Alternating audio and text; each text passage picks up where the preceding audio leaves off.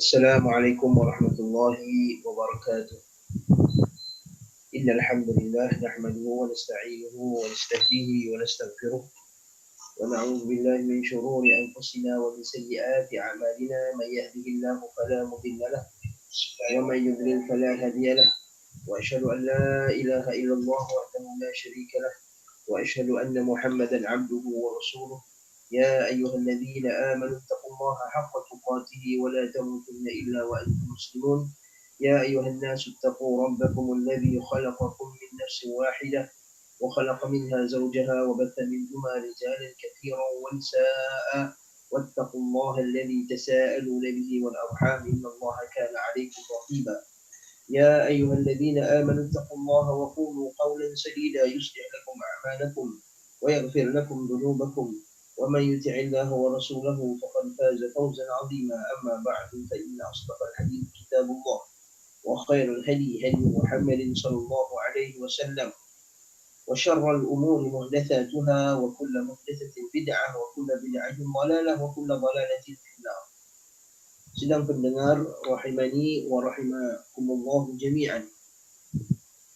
Alhamdulillah, bersyukur kita pada Allah Azza wa Jalla pada pagi ini dengan rahmat, kasih sayang dan taufik daripada Allah Subhanahu wa taala dapat kita berkumpul di alam maya ini untuk kita menyambung bacaan kitab sirah karangan Al-Imam Ibn Qayyim Al-Jauziyah rahimahullah taala wa qaddasallahu ruhah.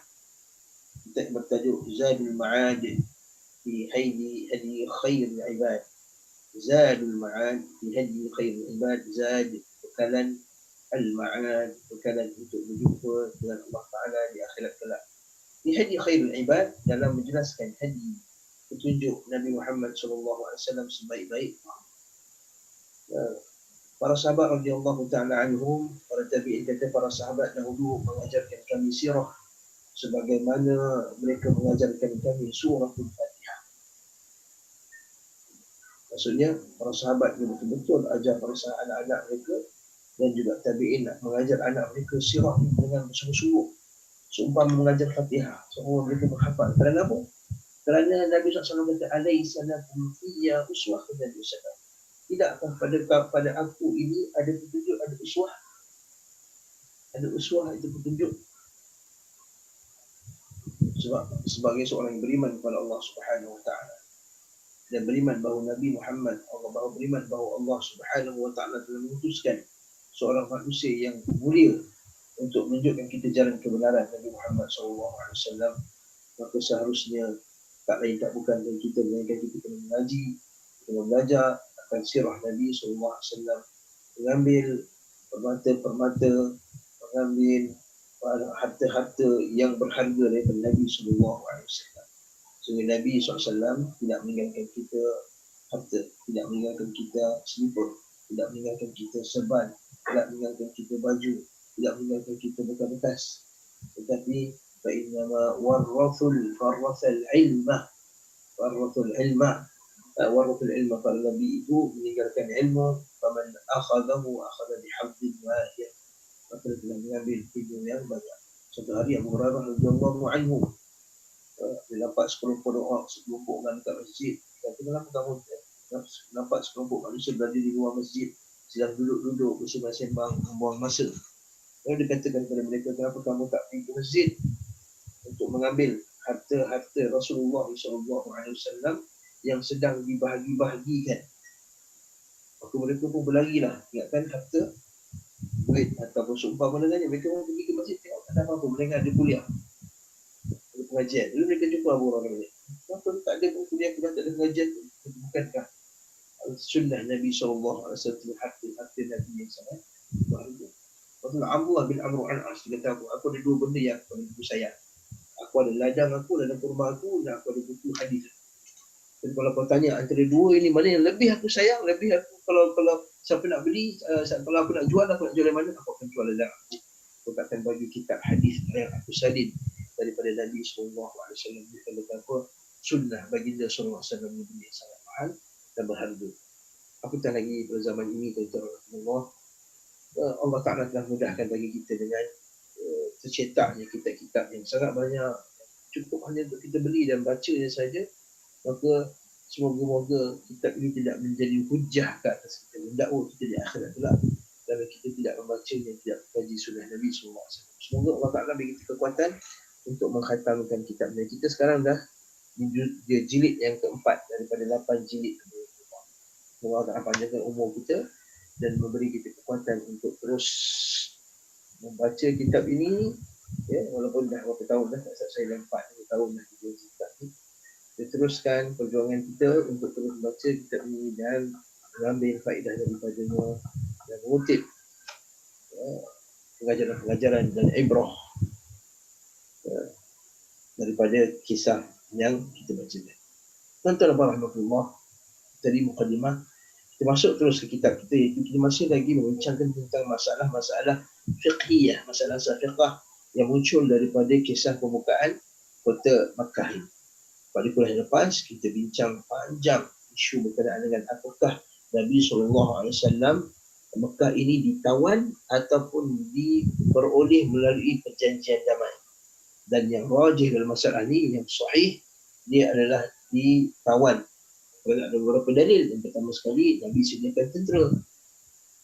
Nabi menyediakan tentera. Yang kedua, berlaku pertembungan antara sebahagian pemuda Quraisy dengan tentera Khalid Al-Walid.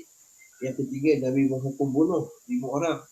Walaupun yang dibunuh 3 orang saja, yang lain bertaubat, tapi keluar dikri, keluar arahan untuk Nabi membunuh mereka.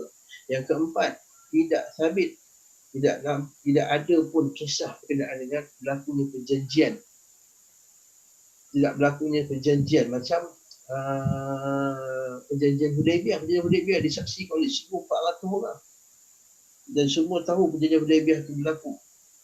Dan ada pun dalam masalah penawanan kota Mekah ini, menawan kota Mekah ini, tidak ada riwayat yang kata berlakunya perjanjian, perbincangan antara Nabi SAW dengan pemimpin Quraisy. Yang ada hanya satu je, bila kata siapa masuk rumah Abu Sufyan, fahuwa amin. Siapa masuk Masjidil Haram, maka dia aman. Siapa masuk rumah Abu Sufyan, maka dia akan rasa. Yang mula-mula, Nabi kata, siapa masuk rumah Abu Sufyan, maka dia akan aman. Maka kata isteri Abu Sufyan, macam mana nak muat rumah kita semua orang? Maka Nabi kata, siapa masuk Masjidil Haram, maka dia aman. Masjidil Haram pun tak muat untuk semua masuk. Maka Nabi kata, kalau tak muat masuk Masjidil Haram, maka Nabi kata, barang siapa yang masuk, duduk dalam rumah mereka diam-diam, tutup pintu, kunci, tak keluar ketika Nabi SAW melakukan proses penawanan tu dan meruntuhkan berhala-berhala tu, bahawa amin, maka dia aman. Itu dalil yang jelas bahawa Mekah ini ditawan bukannya diperolehi melalui perjanjian damai. Adapun bantahan ke atas orang yang kata kalaulah dia ditawan kenapa tanah-tanah itu tidak dibahagikan, maka pendapat yang rajih, pendapat masalah terkuat masalah adalah tanah tidak termasuk dalam al-fumur yang kena takhnis. Takhnis maksudnya kena bagi 1/5 kepada pemerintah, yang baki itu kena bahagi-bahagikan di faraid, dijadikan harta ghanimah. Kalau tanah dia tak termasuk. Habis itu tanah masuk dalam bab apa? Tanah dimasukkan dalam urusan pemerintah. Pemerintah nak tahan tanah itu urusan pemerintah. Pemerintah nak bahagi-bahagikan itu juga, itu termasuk dalam maslahah pemerintah. Seperti apa yang Umar Khattab buat ketika dia masuk ke tanah Parsi, dia tak bahagi-bahagikan tanah, dia biarkan tanah dikekalkan sebagaimana orang tu dia duduk. Tidak dibagi-bagikan kepada juga dengan Syam dan seumpama. Jadi kesimpulannya bahawa Makkah itu ditawan bukannya diperoleh melalui perjanjian damai. Kemudian masuk isu seterusnya pula. Isu seterusnya itu ialah adalah penerusan daripada isu tanah dulu. Iaitu kenapa Nabi SAW kalau dia telah tawan Makkah, Nabi tak bahagi-bahagikan tanah itu di kalangan tentera kaum muslimin. Okey, ini poin yang kita baca hari ini, insya-Allah. Kata Al-Imam Ibn Qayyim rahimahullah ta'ala, wa amma Makkah, itu Makkah. Saya baca terjemahan terus, baca 2 kali, terjemahan panjang. Fa inna fiha syai'an akhar yamna'u min qismatiha. Kalau sebenarnya ada penyebab lain, syai'an akhar, benda lain yang yamna'u min qismatiha, yang menghalangi daripada pembahagian. Walau wajabat qismatu ma adaha min al-qura. Yang kalau walaupun negeri lain selain Mekah harus dibahagi-bahagikan. Yang menghalangi pembahagian tanahnya, walaupun negeri lain selain Mekah harus dibahagikan. Ini masih isu pula. Apakah Mekah ini kalau ditawan dia boleh dibahagi-bahagikan? Untuk tanah lain di bawah pemerintah boleh nak bagi dan boleh diberi hak milik. Adapun tanah Mekah boleh tak? Jawapannya memang tanah Mekah ini tidak boleh dibahagi-bahagikan. Ini kata Imam Bukhari berdasarkan perenggan ini. Kata bahawa Mekah bukanlah tanah yang dimiliki. Wa ya'annaha la tumlak. Tidak dimiliki. Fa innaha darun nusuk. Dia adalah negeri peribadatan. Wa muta'abbad al-khalq. Dan tempat hamba setiap hamba makhluk menyembah, beribadah. Mekah adalah pemberian dari Allah. Wa haramu ar-Rabb ta'ala alladhi ja'alahu lin-nas. Mekah adalah negeri, Mekah adalah pemberian dari Allah kepada semesta alam.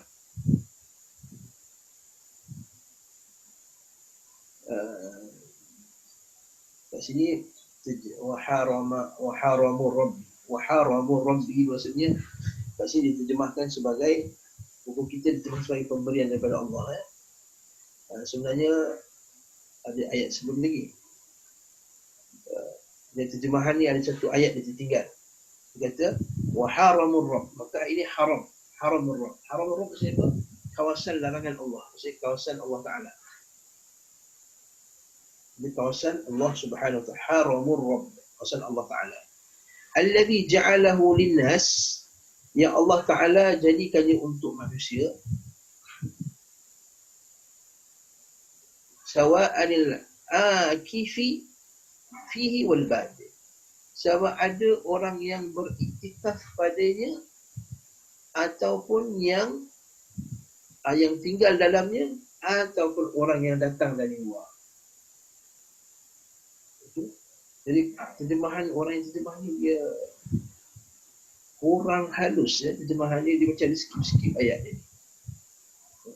Sebenarnya terjemahan ni ialah tanah itu tempat peribadatan, betul lah.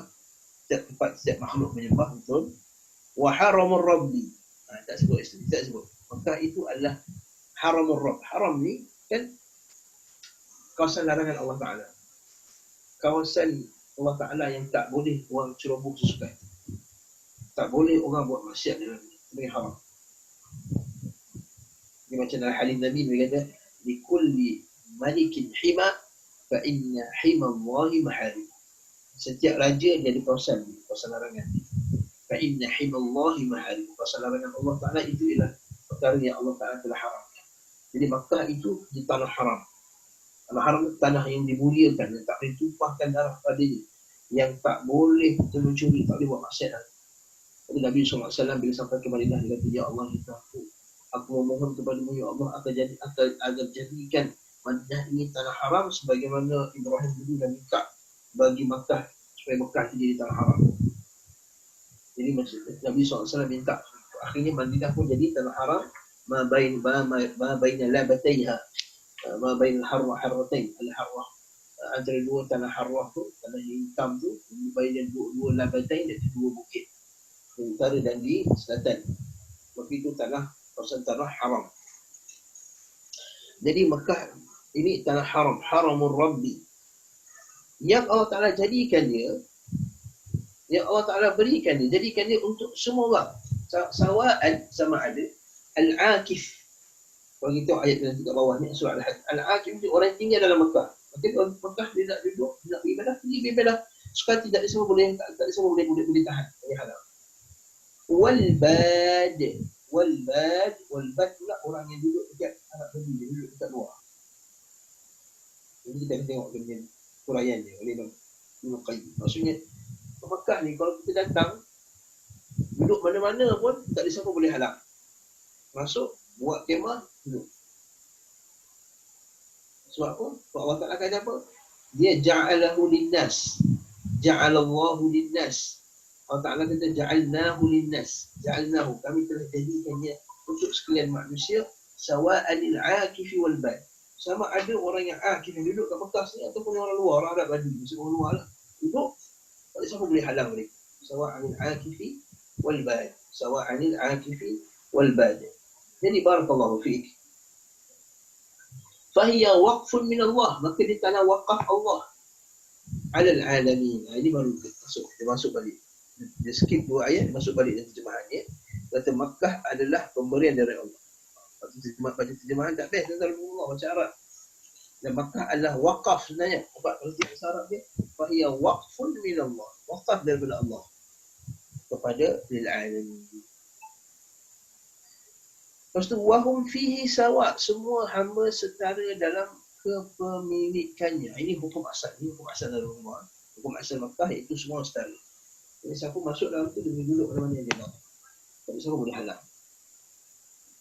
Wahum fiha sawa. Wa mina munahu man sabaq. Dan Mina adalah tempat singgah umat yang sebelum. Sebelum ni Mina. Okey, apa dalil dia bagi perkara tersebut? Apa yang disebut oleh mereka? Allah Ta'ala berfirman, Innal ladhina kafaru wa yasudduna an sabilillahi wal masjidil haram alladhi ja'alnahu lin-nasi sawa'an al-'akifu fihi wal bad wa man yurid fihi bi ilhadin bidhulmin nudhiqhu min 'adabin alim. Sesungguhnya orang-orang yang kafir dan yang sifat mereka menghalangi manusia dari jalan Allah. Orang kafir itu orang musyrikin Quraisy. Itu mereka ni halang Nabi SAW pada tahun ke-6 Hijriah untuk melakukan umrah. Jadi sebelum kejadian tersebut tidak pernah ada satu rombongan yang dihalang masuk ke Mekah, yang mereka masuk tujuan untuk beribadah, untuk serang. Memang banyak kali dihalang oleh Abraham. Dan tak ada satu kelompok manusia yang pergi nak beribadah dalam Mekah, mereka dihalang. Jadi Nabi lah orang pertama yang dihalang. Allah Ta'ala sebut ni, semua orang kafir dan yang menghalangi manusia dari jalan Allah. Adapun halangan daripada untuk individu tertentu itu berlaku. Untuk individu tertentu itu berlaku dalam sejarah Arab. Adapun untuk sekelompok kumpulan taklah berlaku, melainkan pada Nabi Muhammad SAW. Jadi kata Allah Ta'ala, semuanya orang kafir menghalangi manusia dari jalan Allah dan Masjidil Haram. Kata Allah, halang manusia pergi Masjidil Haram itu ialah perbuatan orang kufar. Ya. Yang telah kami jadikan untuk semua manusia. Ja'alnahu linnas. Kami jadikan untuk semua manusia. Tapi untuk semua. Sawa'anil 'akifu fihi, sama dia bermukim di situ. Wal bad, maupun di padang pasir. Padang pasir itu maksudnya orang yang luar Mekah. Maksudnya kalau kita tak duduk padang pasir di Malaysia, hutan banyak, tapi kita maksudnya ialah sama je. Kemudian Allah Ta'ala kata, وَمَنْ يُرِدْ فِيهِ بِإِلْحَادٍ, siapa yang bermaksud di dalamnya melakukan kejahatan, bizulmin, dengan zalim, nuziqhu min azabin alim, maka kami akan siksanya dengan siksaan yang pedih. Ini tafsir ayat ni. Siapa nak buat jahat, iaitu setengah ulama kata perbuatan seperti orang kata wallahi, bala, wallahi demi Allah sekali demi. Ataupun apa saja dosa di dalam Makkah itu dipanggil ilhad. Dalam bahasa Arab, ilhad itu adalah kecenderungan, al-mayl ila syai'in sayyi'in, ila syai'in syarr, kepada sesuatu yang buruk. Ilhad maksudnya cenderung, sengit, cenderung. Kalau kubur tu jadi lahad, kan? Kubur tu ada satu jenis kubur yang lahad, satu lagi kubur syak. Kubur syak tu yang potong tengah-tengah tu, dia ada dua, kemudian dia ada tengah. Mayat dekat tengah-tengah, tak kayu atas. Satu lagi kubur dia panggil apa? Lahad dia. Kubur lahad. Itu orang yang panggil liang lahad tu. Lahad ni maksudnya apa? Yang jenis yang kubur tu yang begini tu jadi sengit sikit. Jadi orang atau orang masuk, dia akan berdiri, mayat tu dia akan masuk bawah, dia akan cenderung ke sini sikit. Umur yang jenis macam tu dia panggil lahad. Ambil dia perkataan ilhad, lahada, maksudnya ialah cenderung. Ilhad ialah kecenderungan kepada benda yang tak betul. Nanti kalau kita dengar perkataan ilhad, dari segi bahasa dia kecenderungan kepada benda yang tak betul. So itulah dalam masalah Asma'ul Husna juga Allah Ta'ala sebut ada perkataan ilhad. وَذَرُوا الَّذِينَ يُلْحِدُونَ فِي أَسْمَائِهِ dan kamu walillahil asma'ul husna fad'uuhu biha. Allah Ta'ala ada nama-nama yang husna, nama-nama yang baik, asma'ul husna. Fad'uuhu biha, maka berdoa dengan nama yang baik. وَذَرُوا الَّذِينَ يُلْحِدُونَ tinggalkan orang yang yulhidun, yulhid yang apa? Yang cenderung kepada kesesatan dalam bab asma'ul husna. Itu dalam kelas yang lain. Ada pun masalah ilhad di tanah Makkah. Ilhad macam mana? Iaitu kecenderungan melakukan dosa di tanah Makkah. Sehingga Al-Bahhaq dan sebahagian ulama-ulama tafsir di kalangan tabi'in mengatakan bahawa siapa yang ada niat jahat saja di dalam kota Makkah dia dah dosa dah. Dia berbeza dengan tanah yang lain, tempat lain. Tempat lain niat nak buat dosa, tak ada dosa lagi. Contohnya, orang tu dia nak mencuri. Dia niat nak mencuri. Kemudian dia dah dia nak mencuri. Niat yang penuh bukan lintasan, niat yang penuh nak mencuri. Kalau kat tempat lain, selain pada kota Makkah tak dosa dalam Allah. Selain mana dia tak melakukan action. Selagi mana dia tak keluar, dia tak drive kereta. Selagi mana dia tak keluar, dia keluar dari dosa. Tapi dekat Makkah, kalau ada niat yang penuh, bukan lintasan. Lintasan ni manusia tak boleh kontrol. Lintasan manusia tak boleh nak kontrol. Okey. Yang ini apa dia? Iaitu niat yang penuh nak buat dosa. Yang ni Allah Ta'ala kata, wa may yurid, siapa yang nak buat jahat, buat ilhad, siapa yang bermaksud di dalamnya melakukan jahat, bermaksud saja, berniat saja nak buat benda jahat saja, kena akan azab yang pedih. Allahu Akbar. Ini benda satu kalangan ulama salaf. Bahab dan lain-lain. Beza dengan tempat lain. Barakallahu fiik. Sehingga kan Ibn Abbas radhiyallahu anhu tak berani duduk dalam rumah. Dia duduk betul-betul rumahnya luar sikit daripada kota, dekat luar tanah haram. Abdullah bin Amru al-As lagi menarik. Dia ada dua rumah. Dia buat dua fustat. Fustat ni dia buat kemah. Rumah dia macam kemah lah. Satu kemah di dalam tanah haram, satu luar tanah haram. Bila dia marah dekat anak beranak dia atau kat isteri dia, dia nak marah dengan suara yang atau dengan kemarahan itu marah tu, nak cedera maksudnya, dia akan keluar tanah halal tadi, dan dia akan marah, dia akan cedera orang yang sepatutnya dicedera. Dia tak akan cedera dalam tanah haram. Ini Allah malah dan mengagungkan ta'ziman lahu, mengagungkan tanah haram. Maka Imam Al-Qurtubi rahimahullah ta'ala kita tafsir yang dia kata apa? Di tanah Makkah ni satu dosa dapat dua kali ganda. Satu, kenapa dua kali ganda? Satu dosa tersebut. Yang kedua, dosa melanggar kehormatan tanah haram. Ini dua. Kita kata digandakan. Kenapa? Satu dosa apa? Satu dosa tu kesalahan yang dia buat tu dia menipu, dosa menipu. Yang kedua, kesalahan kedua itu kesalahan melanggar kehormatan tanah haram dan berdosa. Walaupun Syekh bin Baz rahimahullah ta'ala kata dosa itu tidak boleh digandakan kerana Allah Subhanahu wa ta'ala surah Al-Quran wa man jaa'a bis-sayyi'ati fala yujza illa billah. Maka siapa yang buat satu kesalahan maka dia tidak dibalas melainkan kesalahan tersebut. Namun kata Syekh bin Baz rahimahullah ta'ala, Imam bin Baz rahimahullah, namun walaupun dia satu tapi kedahsyatan dosa itu berbeza.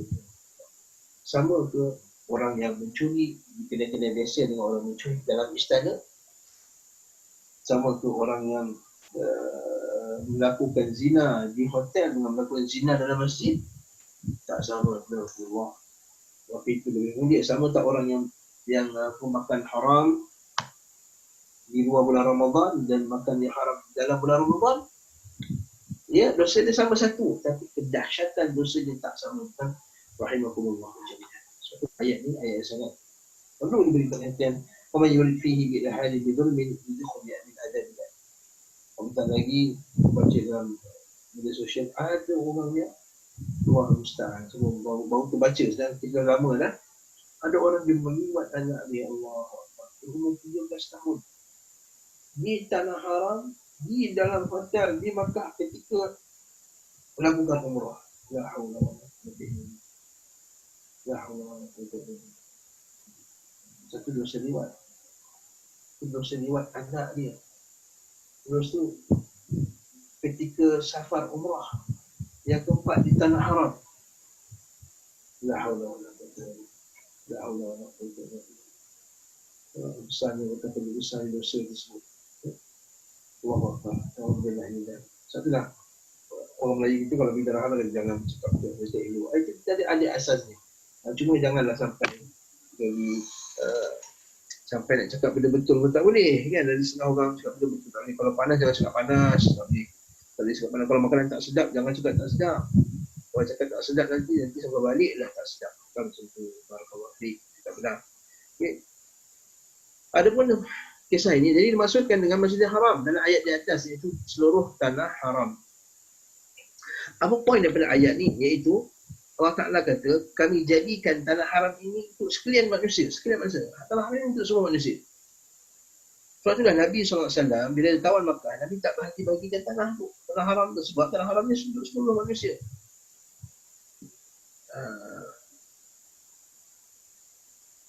Yang dimasukkan Masjidil Haram di sini adalah tanah haram. Ini masuk isu lagi.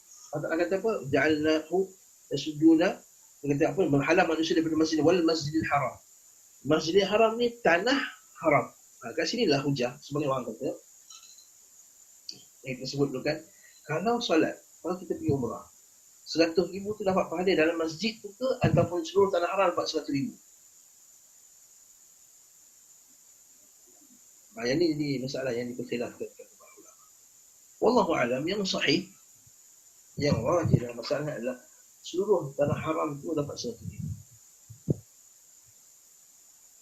Sebab seluruh tanah haram tu dipanggil Masjidil Haram. Apa dalilnya ayat ni? Iaitu Nabi dilarang daripada masuk ke Masjidil Haram. Nampak tak? Dan Nabi bukan dilarang masuk masjid dia. Masuk tanah haram tu pun tak boleh. Yang kedua, yang dimaksudkan dengan dosa, melakukan dosa itu di tanah haram itu seluruh tanah haram. Tapi namanya tanah haram.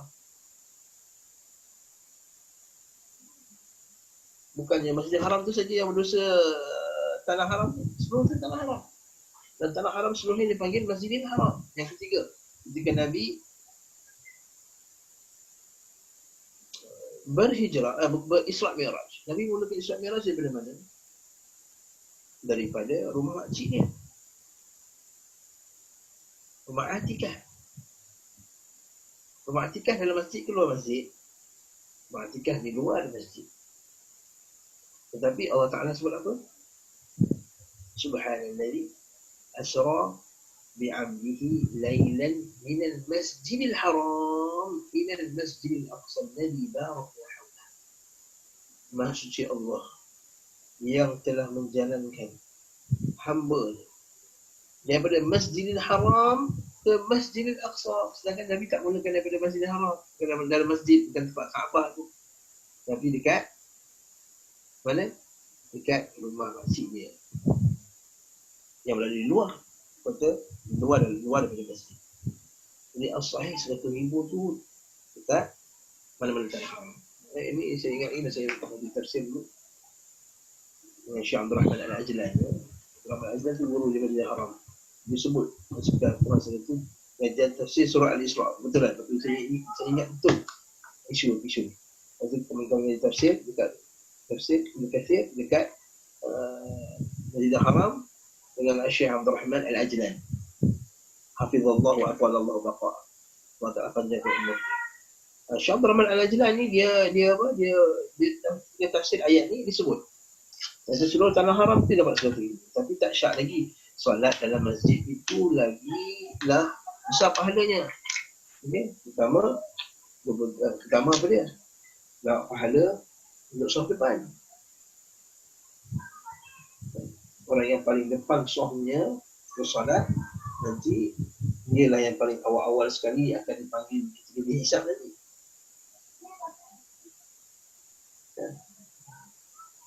Kata Nabi SAW, kalau seorang itu tahu lau ya'lam al-mar'u ma fi as-saf al-awwal. Kalau seorang itu tahu apa yang ada pada saf yang pertama, wa fi nida, daripada azan, nescaya mereka tak akan mendapatkannya melainkan dengan terpaksa apa dia? Mengambil undi. Saf pertama. Malaikat mendoakan orang saf pertama. Innal malaikata yusalluna ala safil awal. Dan segala pula ala mayamin sufuf.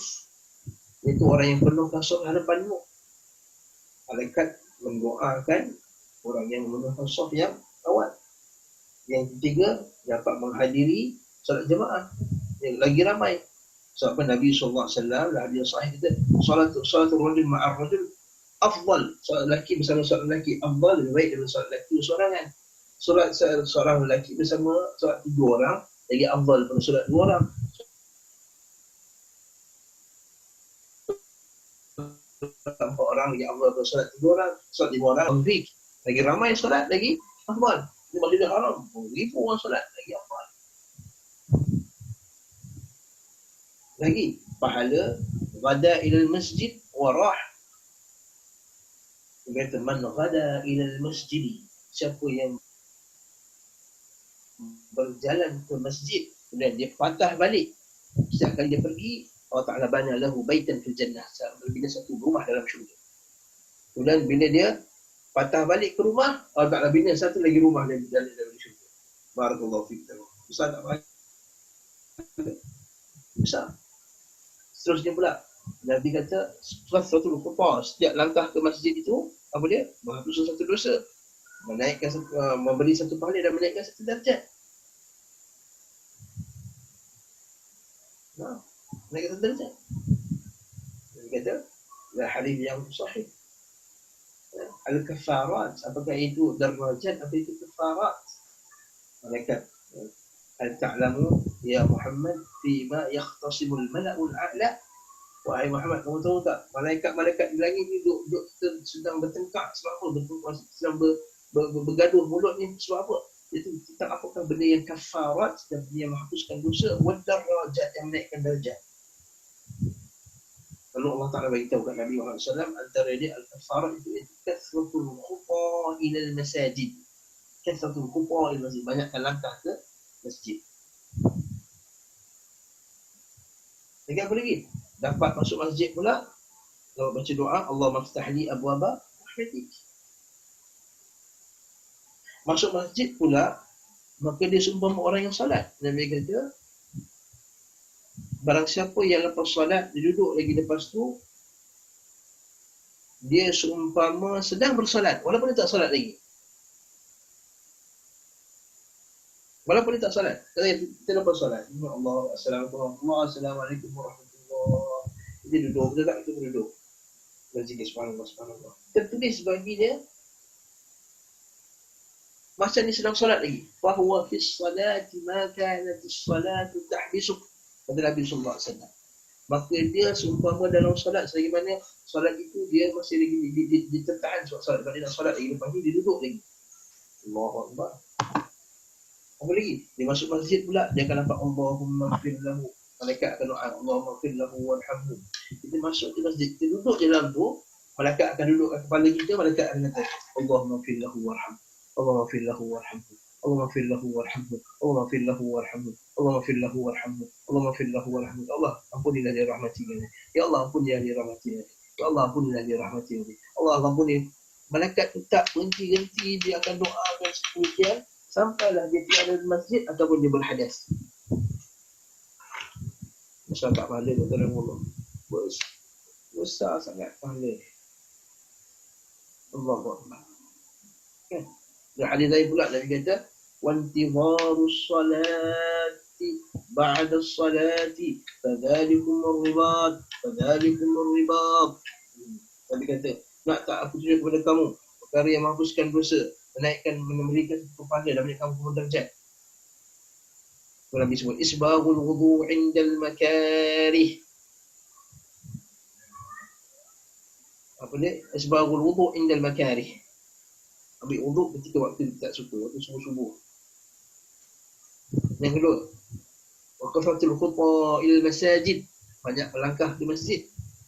Wa intidharus salat ba'da salat, dan tunggu salat lepas salat, duduk dalam masjid lagi ni, duduk dalam masjid lagi. Kalau Nabi kata fadzalikumur ribat, fadzalikumur ribat, itulah dia ribat. Ribat ni apa Allah? Ribat ni ialah perbuatan seseorang dia duduk kat sepadan-sepadan negara Islam untuk berjaga, maksudnya dia jaga daripada musuh. Dia tahan matanya. Yang Nabi kata ainan, dua jenis mata yang takkan disentuh, la tamassuhuman nar, takkan terkena pada api neraka. Satu mata yang mana yang berjihad, bersengkang matanya kerana menjaga sempadan, menjaga Allah Taala. Satu lagi mata yang menangis kerana Allah Subhanahu Wa Taala. Dua mata ni api tak kena kat dia. Nabi SAW.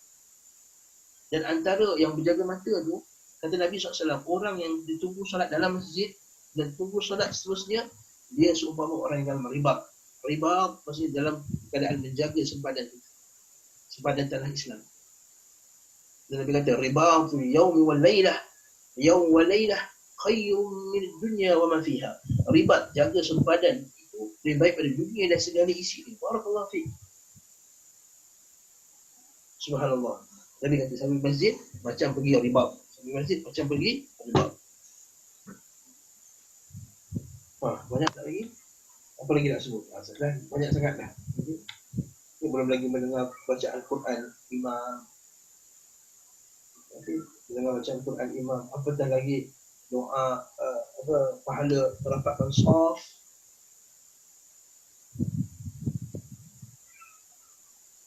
Lagi pahala apa? Pahala silaturahim, berjumpa dengan orang. Assalamualaikum warahmatullahi wabarakatuh. Pahala doa masuk masjid, pahala doa masuk masjid. Ada pengajian lagi, Masya Allah. Jadi orang pergi Masjidil Haram, datang balik isu kita. Isu kita apa ni? Isu kita di tanah haram, dia betul. Dekat hotel dapat, kita dapat pahala 100,000 juga kalau salat. Walaupun sebenarnya dia solat-solat dalam bilik, dapat pahala juga, Insya Allah. Seperti ini. Okay? Tapi, barakallahu fiik, salat masjid tu lebih besar pahala dia. Salat masjid tu lebih besar pahala dia. Cuma, barakallahu fiik, kita gunakan maklumat ni bukan untuk mendemotivate orang. Contohnya, kata Ali bin Abi Thalib, ulama yang Rabbani ni, bila orang lemah semangat, dia makin naik semangat. Bila orang putus asa, dia naikkan semangat dia. Bila dia malas, dia rajinkan dia. Bila dia sedih, dia gembirakan. Itu ulama yang Rabbani. Jadi kalau orang tu rajin pergi masjid, jangan cakap tak apa, tak pergi masjid pun 100,000 juga. Dia cakap macam tu, itu mematahkan semangat dia. Dia banyak nanti, oh ya ke Ustaz? Tak tahu. Kalau tahu, kami sebenarnya ke hotel je. Jangan macam tu. Bila nak cerita 100,000 ni, ini kita ceritakan kepada makcik-makcik yang pergi haji, makcik-makcik yang orang yang tua, yang duduk jauh, dia punya masjid, dia muassasah dia jauh dekat Janadriyah sana tu, dekat 1 lebih kilometer. Kita pernah jumpa Ustaz, kata makcik ni dapat pergi masjid sekali sehari, Ustaz. Yang subuh dapat pergi. Dia pergi saya subuh sebab apa? Sebab saya subuh, dia kata siapa salat subuh berjemaah, maka dia solat sepanjang malamnya. Dia pergi subuh, hari setengah tu pula dia pergi maghrib. Maghrib semayang dengan isyak sekali, Ustaz. Dan lain semua kami solat dekat hotel dia, Ustaz. Jadi dia pun sedih. Orang sedih lah kami bayar mahal dapat semayang kat sini je. Jangan risau, kata. Nabi kata Masjidil Haram tu 100,000 tu dekat seluruh tanah haram tu. Allahu Akbar. Dia pun dia tu Ustaz, dia tu Ustaz. Jadi dia betul. Ini ikut sekalian ulama kita tu barakallahu fiik. Dan sekalian dalil yang kita sebutkan tadi. Ya, sekalian dalil yang kita sebutkan tadi. Okey. Jadi sebahagian dalam firman Allah, jadi kita faham bersama ni kita. Sebenarnya orang-orang yang musyrik itu najis. Maka janganlah mereka mendekati Masjidil Haram sudah tahun ini. Innamal musyrikuna najasun fala yaqrabul Masjidil Haram ba'da 'amihim hadha.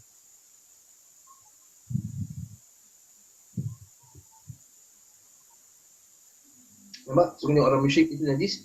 maka mereka tidak boleh mendatangi Masjidil Haram. Mereka tidak. Masjidil Haram maksudnya mereka tak boleh masuk tanah haram ke, tak boleh masuk masjid je. Tak boleh masuk tanah haram. Tanah haram dipanggil Masjidil Haram. Itu juga yang dimaksudkan dengan seluruh tanah haram. Dia juga firman Allah Ta'ala, Maha Suci Allah yang telah memperjalankan hamba-Nya pada satu malam dari Masjidil Haram ke Masjidil Aqsa. Dalam hadis sahih bahawa beliau diperjalankan dari rumah Ummu Hani. Sebuah akikah tadi, silap Ummu Hani. Ummu Hani ni saya saja Ummu Hani binti Abu Talib. Abu Muttalib. Binti Abu Muttalib. Mungkin cek balik. Ummu Hani. Kena jumpa. Ummu Hani. Macam rumah makcik ni. Okay. Ummu Hani. Barakallahu fiik. Allah Subhanahu wa taala berfirman, demikian itu kewajipan membayar fidyah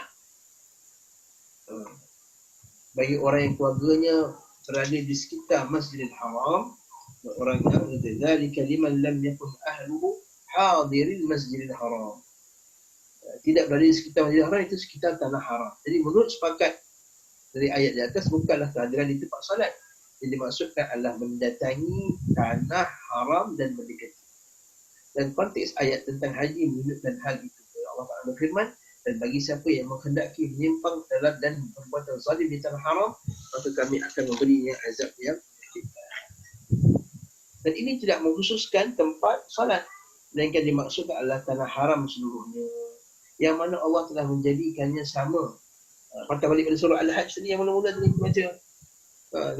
Tanah haram ini ja'alnahu linnas, kami jadikan tanah haram ini untuk seluruh manusia. Jadi bukan masjid itu saja, seluruh tanah haram. Yang mana Allah telah menjadikannya sama, baik yang mendiaminya atau mendatangi. Jadi siapa yang duduk dalam tanah haram atau yang datang. Tempat tersebut adalah tempat yang mana Allah mengancam siapa saja yang menghalanginya, baik siapa yang berkeinginan melakukan penyimpangan dengan perbuatan zalim, dan bagi siapa yang berkeinginan melakukan perbuatan penyimpangan dengan berbuat zalim di dalam tanah tersebut. Zalim buat dosa.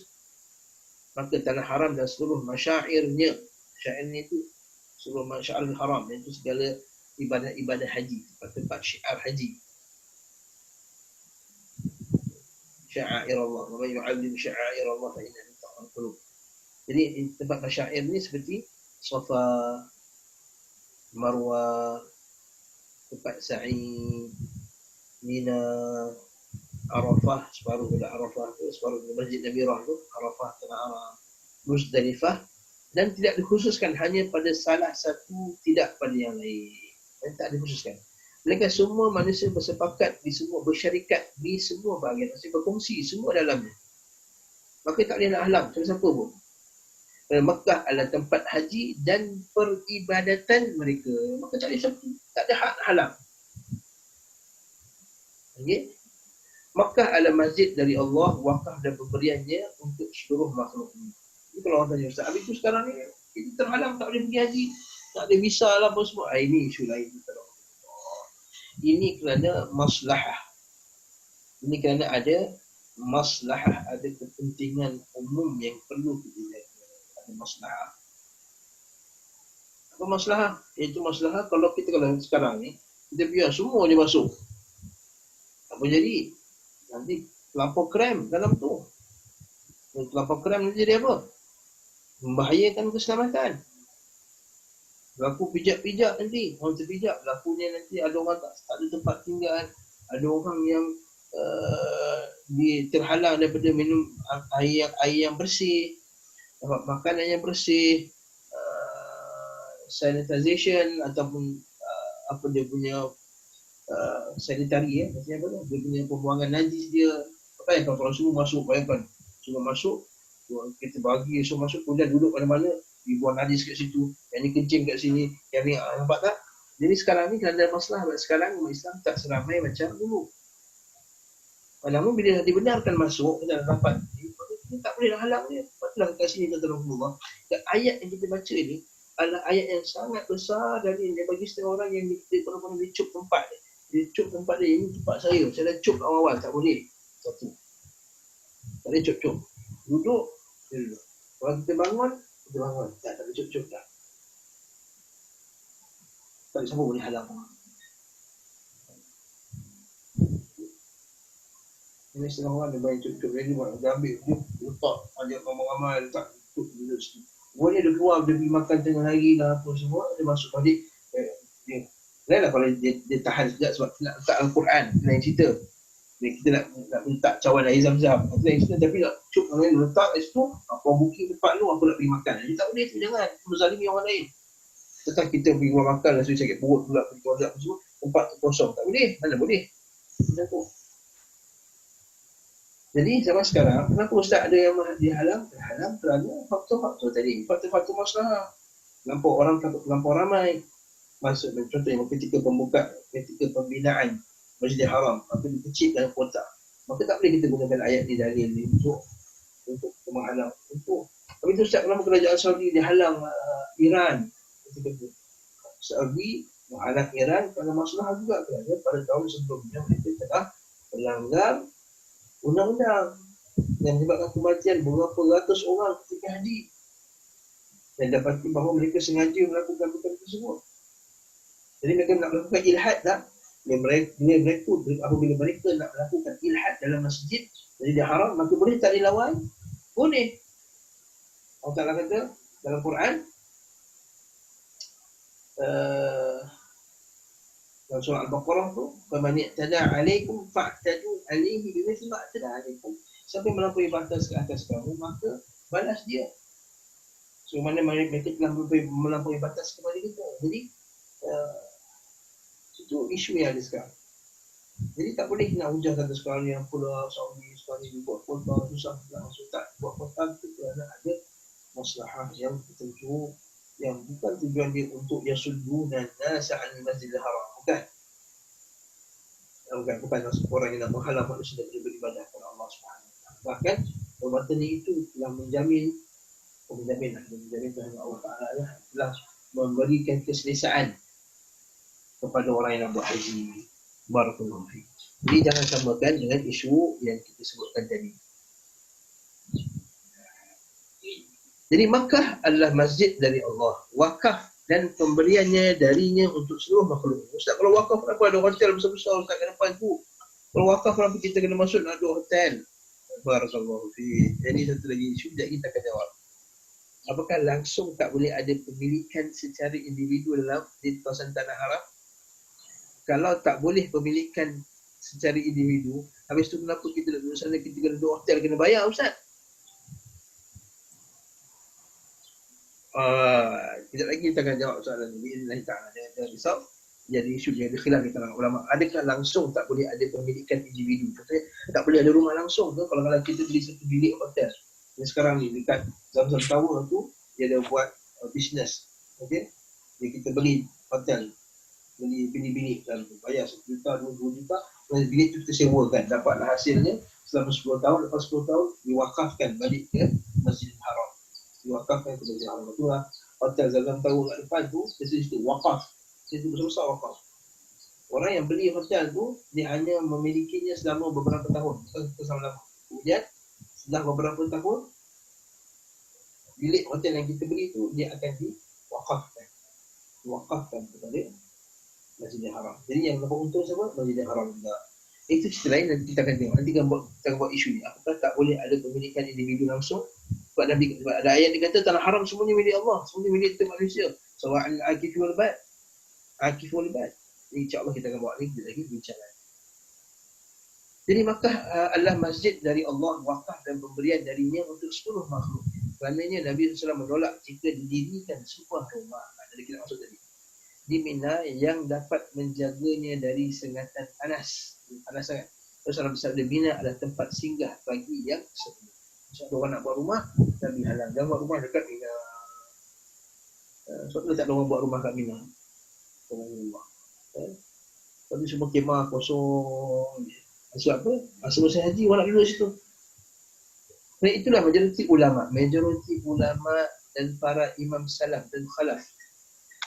ولهذا ذهب جمهور الأئمة من السلف والخلف إلى أنه لا يجوز بيع أراضي مكة, bahawa tidak boleh diperjualkan beli tanah di Makkah. Macam mana tu? Juga tidak diperbolehkan menyewa rumah-rumah yang ada di Makkah, wala ijaratu buyutiha. Itu sekarang ni Ustaz bukan kita sewa ke hotel. Okey. Hada madhabu Mujahid. Ini pendapat Mujahid. Apa? Dari kalangan ulama Makkah. Malik dari kalangan ulama Malik bin Anas. Abu Hanifah dari kalangan ulama Iraq. Sufyan al-Thawri, Imam Ahmad bin Hanbal dan Ishaq bin Rahawai dari Iraq pula. Imam Ahmad berkata daripada Alqamah bin Nadlah qala kanat riba'u Makkah. Rumah-rumah di Makkah biasa disebut as-sawaib. Ini rumah-rumah yang hak miliknya tidak lagi dikuasai oleh pemiliknya, bahkan ditinggalkan semata-mata kerana Allah untuk dimanfaatkan oleh orang yang memerlukan.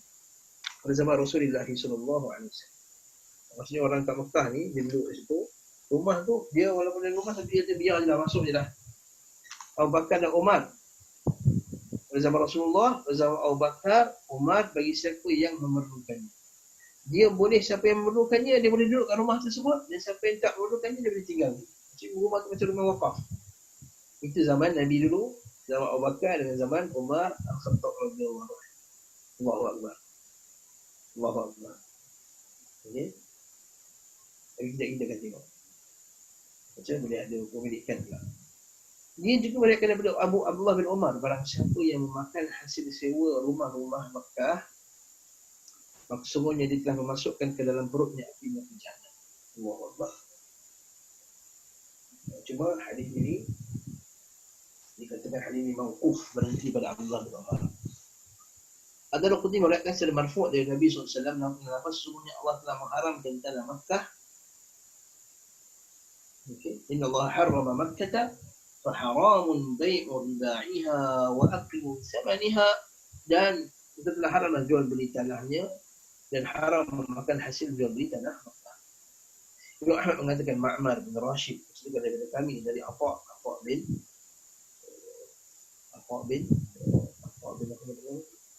Atha Tawus bin Kaisan dan juga Mujahid bin Jabr, Atha bin Ubaidillah, bahawa mereka mengatakan kediaman yang ada di Makkah makruh untuk dijual belikan atau rumah-rumah mereka dipersewa. Ini semua tabi'in.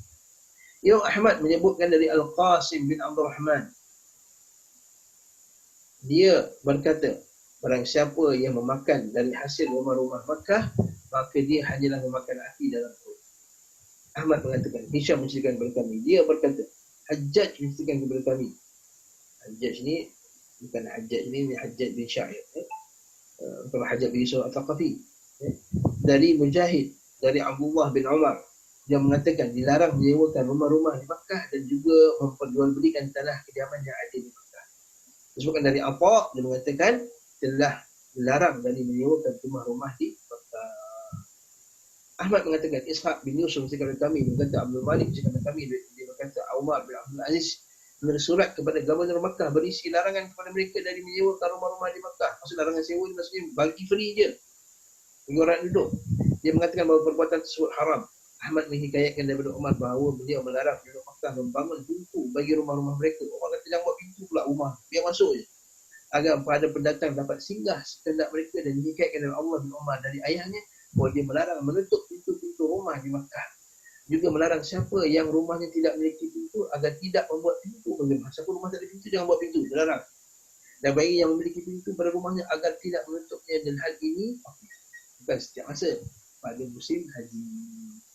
Jadi larangan untuk sewa tu pada musim haji lah. Pada musim haji. Jadi sebab tu orang terlampau ramai. Kalau semua tanah tu tutup pintu-pintu rumah dia, orang tak boleh masuk, nanti kram. Kita semua tahu kan, bila itu banyak rumah-rumah kalau kita tengok gambar-gambar musim haji pada zaman tersebut. Berarti kalau tengok orang dulu, zaman ayah saya dulu pergi haji, tumpang rumah orang ni. Maksudnya sewa pun, kalau sewa rumah orang, bukan macam hotel macam gua mak saya tu. Macam gua, kena masak sendiri. Tapi ingat lagi tentang rumah zaman. Nanti mak saya cerita masa dia pergi haji. Itu tak boleh sekarang ni Masya Allah, hotel dengan lama, dengan air panas. Dulu tak macam tu. Tak semewah macam tu.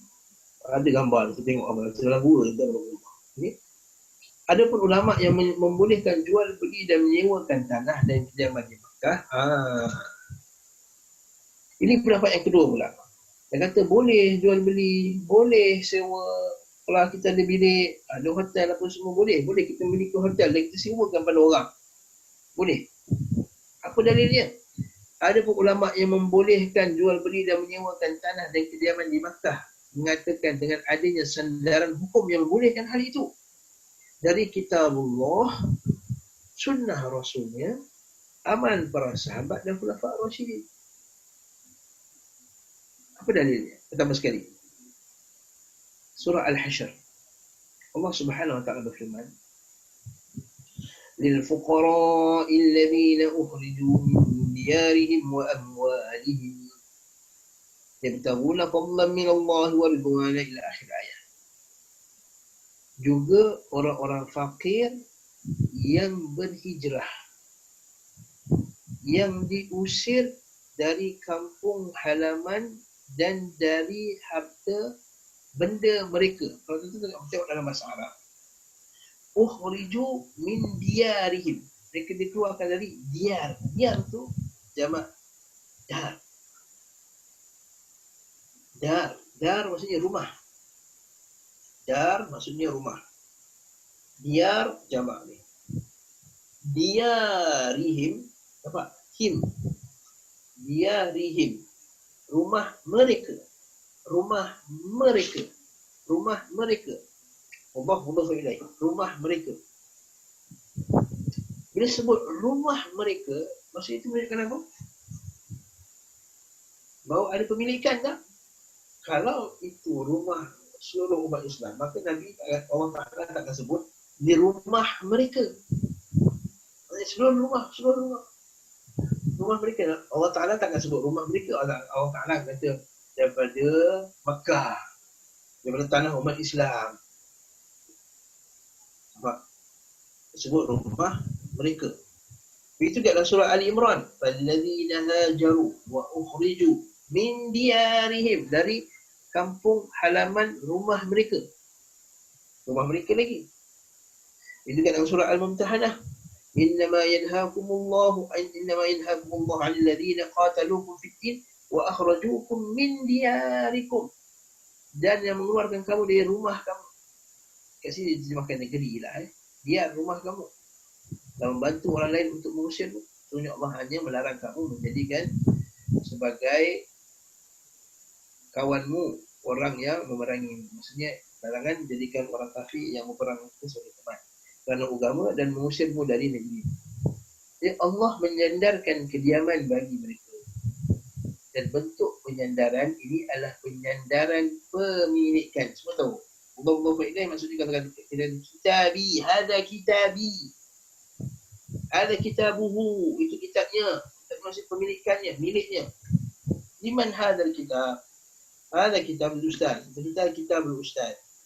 Kitab ustaz. Maksudnya ada apa dia? Ada unsur pemilikan. Dikuatkan lagi dengan hadis Nabi SAW. Di manakah engkau akan singgah esok? Nabi SAW bersabda dalam satu pertanyaan. Dia kata, aina tanzil ghadan bidarika bi Makkah? Dia kata, wahai Rasulullah, di manakah engkau akan singgah esok di rumah engkau di Makkah? Dia kata, apakah akil meninggalkan tempat tinggal bagi kami? Dia kata, wahal taraka lana aqilun min riba'? Aqil di Makkah. Aqil anak Abbas. Aqil anak Abbas. Aqil. Abbas ada banyak anak. Aqil, Fadl, Utham, Abdullah bin Abbas. Jadi Aqil. Okay. Jadi beliau tidak menjawab bahawa sesungguhnya beliau tidak memiliki rumah. Melainkan beliau sudah membenarkan adanya penyandaran tersebut dan mengkabarkan bahawa Aqil telah menguasai kediaman beliau dan beliau SAW tidak akan mengambil alih dari tangan Aqil. Dia hijrah kan? Nampak? Penyandaran pemilikan rumah kepada mereka yang disebutkan dalam beberapa hadis sangatlah banyak. Seperti rumah Ummah Hani, rumah Khadijah, rumah Abu Ahmad bin Jahash. Kan Nabi Ismail yang buha kat rumah Ummah Hani. kisah solat duha, antara hadis yang sahih yang dalil bahawa boleh solat duha ialah hadis dan solat kat rumah Ummu Hani. Dan mereka saling mewariskannya sebagaimana mereka mewariskan barang bergerak. Kerana Nabi SAW bersabda, wahai apakah Aqil telah meninggalkan bagi kami? Aqil adalah pewaris Abu Talib, Abu Talib. Tetapi Abu Talib dalam keadaan kafir, sehingga Ali radhiyallahu anhu tidak mewarisinya kerana perbezaan agama antara mereka berdua. Maka Aqil menguasai pemilikan rumah tersebut dan berlanjut dari sebelum hijrah dan selepas hijrah. Nampak? Okay. Bahkan sebelum beliau SAW diutus dan setelahnya, dan siapa saja telah meninggal maka dia mewarisi kediamannya hingga sekarang. Akhirnya dia beradik Ali. Ayah dia Abu Talib mati sebagai bukan Islam. Jadi dia tak boleh mewarisi lah. Yang itu al-kafir, orang kafir tak mewarisi harta. Jadi Ali tak. Tapi masa tu Aqil tak Islam lagi. Aqil dapat rumah tu. Sampailah akhirnya Aqil masuk Islam. Masa Nabi pergi haji, Nabi tumpah rumah Aqil. Ini Safwan bin Umayyah telah menjual sebuah rumah kepada Umar bin Khattab seharga 4,000 dirham. Jadi menunjukkan bahawa ada tak pemilikan, ada. Yang kemudian beliau dijadikan sebagai penjara. Okey. Dan kisah ni orang ulama dibantahlah. Kata mana beliau penjara dalam tanah Makkah. Umar Khattab dia ambil terbeli buat apa? Dia buat penjara dekat Makkah. Apabila jual beli dan pewarisan yang diperbolehkan, maka persewaannya pun diperbolehkan juga. Ini adalah pendirian dari kedua belah pihak sebagaimana yang engkau lihat.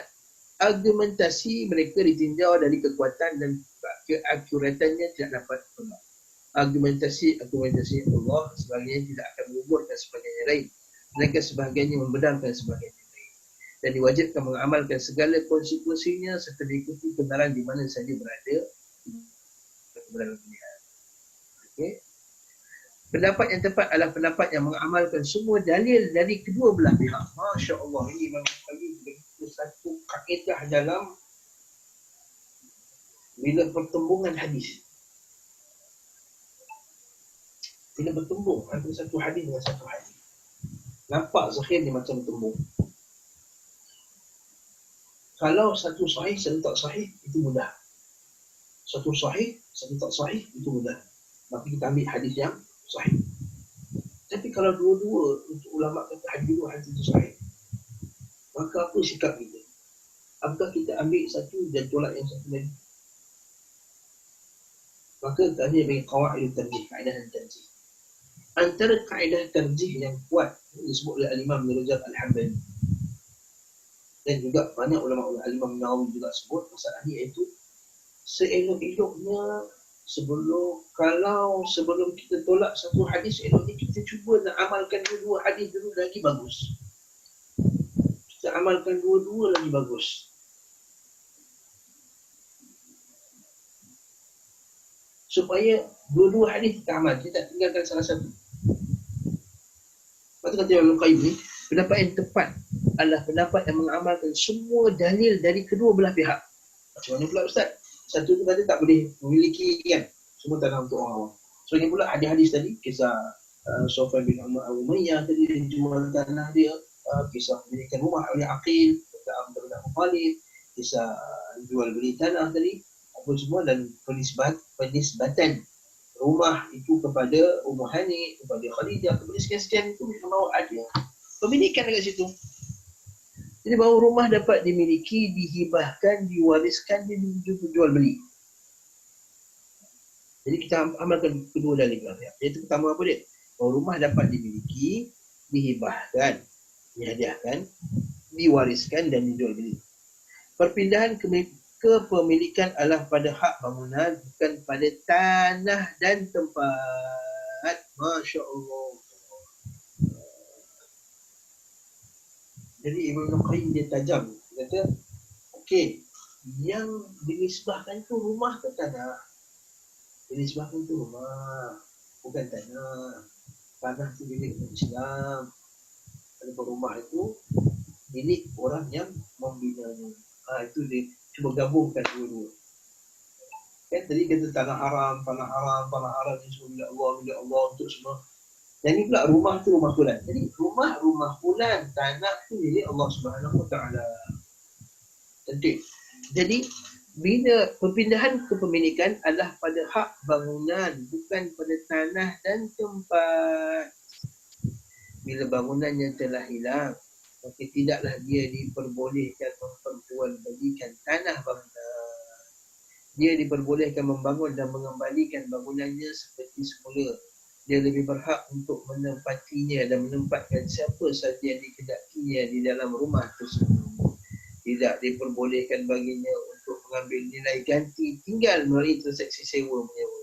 Dan manfaat ini dia berhak untuk menawarkan rumah tersebut kepada selain. Jadi kalau nak jual rumah tu boleh.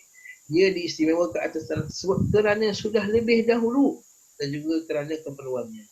Jika tidak lagi memerlukannya, maka dia tidak boleh mengambil ganti nilainya sama dengan duduk di pelataran atau di atasnya jalan yang luas serta mengolah pertambangan dan selainnya dengan bermanfaat. Orang tak boleh ubah-ubah lagi dah keliling tu. Yang mana siapa yang lebih dahulu mengolahnya, maka dia lebih berhak ke atasnya selama dia mengambil manfaat. Ini kaedah dalam tanah. Siapa yang sampai dulu dia usahakannya, maka dia lebih berhak ke atas tanah tersebut. Bila akhirnya ini kita isu lain, kita akan bincang dalam wilayah lain. Namun jika dia tidak lagi memerlukannya, tidak diperbolehkan baginya untuk mengambil nilai gantinya, tak boleh jual tanah tersebut. Para ulama yang berpendapat demikian menegaskan bahawa jual beli dan perpindahan kepemilikan dalam tanah maka hanya terjadi pada bangunan, bukan pada tanahnya. Hal ini disebutkan oleh para pengikut Abu Hanifah.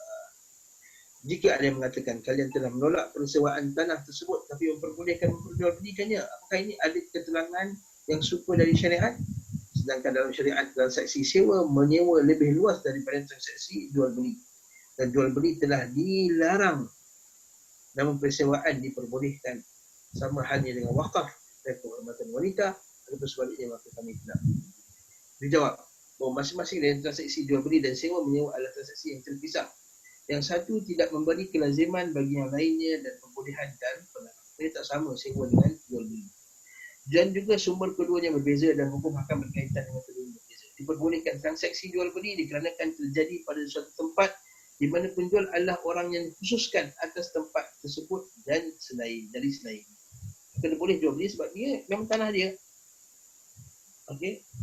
Ataupun benda tu benda dia punya. Saudara sewa menyewa kembali mengacu kepada manfaat dan manfaat tersebut milik bersama. Bagi yang terlebih dahulu memiliki hak atas manfaat tersebut tanpa adanya nilai ganti. Banyak kami bolehkan jual beli tapi tidak boleh melakukan persewaan. Okay. Bila kalian enggan menerima kecuali dengan adanya contoh yang serupa, dijawab bahawa sahaya mukatab diperbolehkan bagi tuannya untuk menjualnya tapi sebagai hamba mukatab bagi yang, tapi tetap sebagai hamba al-mukatab bagi yang membelinya. Namun tidak diperbolehkan menyewakannya.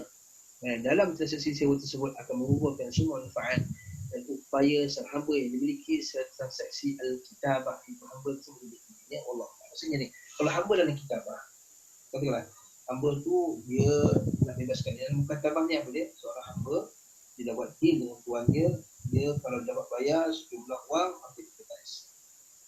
Katakanlah tuan ini dia jual hamba mukatabah ni kepada orang lain, maka mukatabah dia kekal juga. Maksudnya dia jual, dia kekal juga mukatabah dengan tuan yang satu lagi dan dia tak boleh nak sewakan. Kalau disewakan, nampaklah dia tak boleh sewa. Dia boleh jual tadi, tapi dia tak boleh sewakan kepada orang lain. Padahal tidak terlarang memperjualbelikannya. Apabila manfaat tanah dan tempat kediaman tersebut adalah milik bersama antara kaum muslimin, maka demikian juga yang membelinya manfaatnya adalah milik bersama. Apabila dia memerlukannya, maka si pembeli dapat menempatinya. Jika tidak memerlukannya, maka dia menempatkan online di rumah tersebut sebagaimana rumah tersebut sebelum dia di tangan si penjual. Maka dalam penjualannya tidak sampai menggugurkan kepemilikan bersama kaum muslimin atas manfaat ini, sebagaimana halnya dalam jual beli hamba al-mukatab tidak menggugurkan kepemilikannya kerana beberapa manfaat dimiliki di masyarakat. Panjang kan kat sini. Spesial dengan ini bolehnya memperjualbeli. Boleh dengan ini bolehnya menjual belikan tanah sewa yang diwakafkan oleh Umar radhiyallahu anhu menurut pendapat yang sahih yang berkelanjutan dari amal umat Islam generasi dahulu dan berikutnya. Sampai sekarang boleh jual beli. Kerana tanah tersebut beralih kepada pembelinya sebagai tanah sewa. Sebagaimana status tanah tersebut sebelumnya di tangan tuan. dan hak yang berjuang untuk memperolehnya hanya pada pembahagian hasil sewa tanah tersebut yang sama sekali tidak sampai menggugurkan sisa security. Panjang isu dia, tapi kesimpulannya lah tuan-tuan Allah, masa dah habis dah, iaitu boleh tak jual beli? Boleh. Jual beli atas apa? Atas hak apa tadi? Atas hak bangunan tadi. Jika kalau gugur jual beli tanah tersebut dikeranyakan tanah wakaf, maka diberikan jadi wakaf dan tersebut jadi gugur dikeranyakan tanah tersebut diwariskan. Amat telah menegaskan dalam satu nasnya bahawa bolehnya menjadikan tanah yang berstatus sewa sebagai mahar dalam pembinaan. Apabila diperbolehkan pembinaan hak pemilikan atas hak tanah berstatus sewa tersebut dengan menjadikannya, ada pun mazhab Syafi'i, saya nak ringkaskan cerita ni lah. Kalau mazhab Syafi'i boleh memiliki. Sebab mazhab Syafi'i dia di awal-awal lagi dia tanah tu bukannya dia ambil secara paksa. Kalau mazhab Syafi'i, tanah Makkah boleh dimiliki, boleh jual beli, boleh warisi. Sebab apa? Sebab apa kata Allah? Sebab mazhab Syafi'i awal-awal lagi dah kata dah Makkah bukan ditawan. Makkah itu diambil melalui proses apa dia? As-sulh. As-sulh. Bukan apa dia? Perjanjian. Benda tak ada isu bab ni. Tak ada isu dalam masalah ini. Allah Ta'ala alam bersawab. Jadi tidak sekarang ni, insyaAllah sambung isu yang selepas ini juga panjang nak terima Allah. Jadi kalau saya teruskan tak sempat habiskan dalam masa 2 minit. Isu apa dia? Isu berkenaan dengan masuk Makkah, perang tak perang ni tadi. Apabila Makkah ditakutkan secara agresi dan rezeki, apakah kewenangan yang ada Makkah jadikan bahan yang kena pajak tidak akhiri. Okay? InsyaAllah kita nak tengok pada yang akan datang. Allah Ta'ala alam bersawab. Wassalamualaikum ala Muhammadin wa ala alihi wa sahbihi wa sallam tasliman katsira. Walhamdulillahi rabbil alamin. Wassalamualaikum warahmatullahi wabarakatuh.